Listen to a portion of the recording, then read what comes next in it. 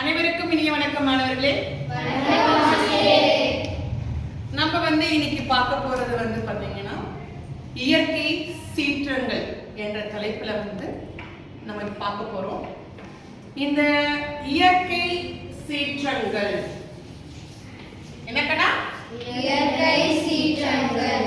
இயற்கை சீற்றங்கள்னா நீங்க எதெல்லாம் சொல்ல வருவீங்க? உங்க பார்வையில எதெல்லாம் இயற்கை சீற்றங்கள் நம்ம சொல்லலாம்? எரிமலை பொழிவுகள். எரிமலை பொழிவுகள். எரிமலை எரிமலை மலை சரிதல், அதாவது நிலச்சரிவு. புயல், நிலச்சரிவு அப்படின்னா நிலநடுக்கம். அடுத்ததுன்னா புயல், புயல்,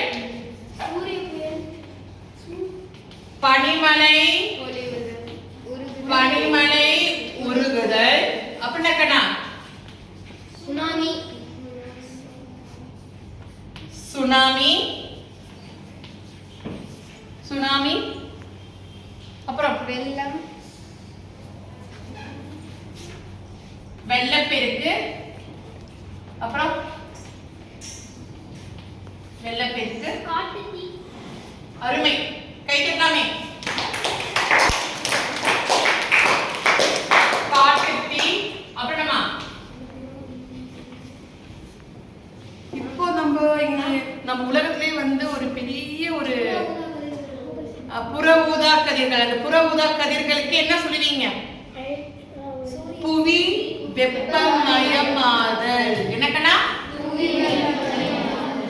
புவி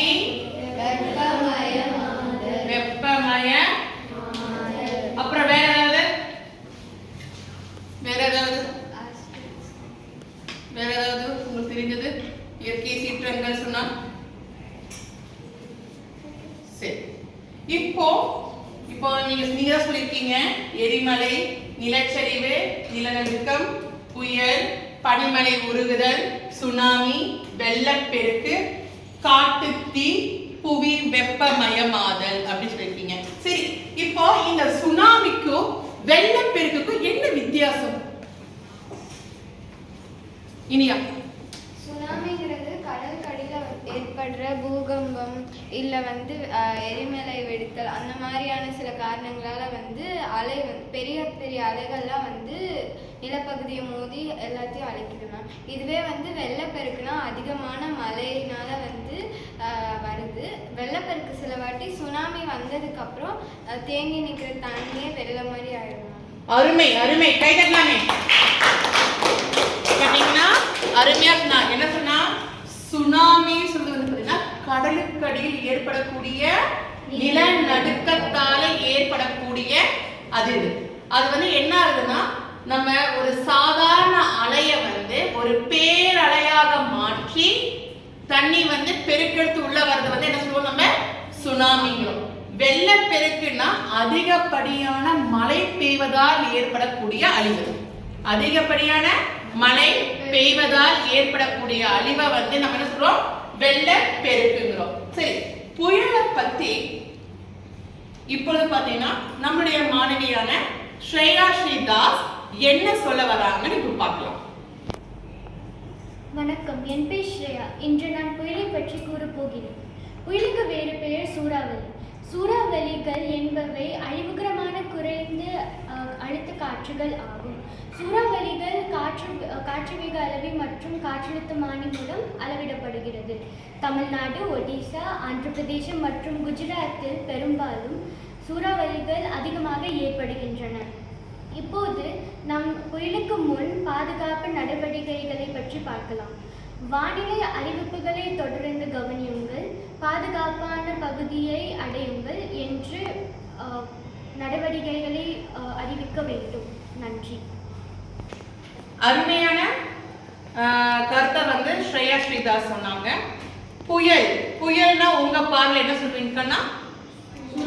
சூறாவளி. அதே ஒரு அழகான ஒரு இன்பமா இருந்தா காற்று நீங்க என்ன சொல்றீங்க? தென்றல். என்ன சொல்றோம்? நம்ம தென்றல். அதே அந்த இயற்கை சீற்றமாக மாறும்போது நம்ம என்ன சொல்றோம்? நம்ம புயல், சூறாவளி அப்படிங்கிறோம்.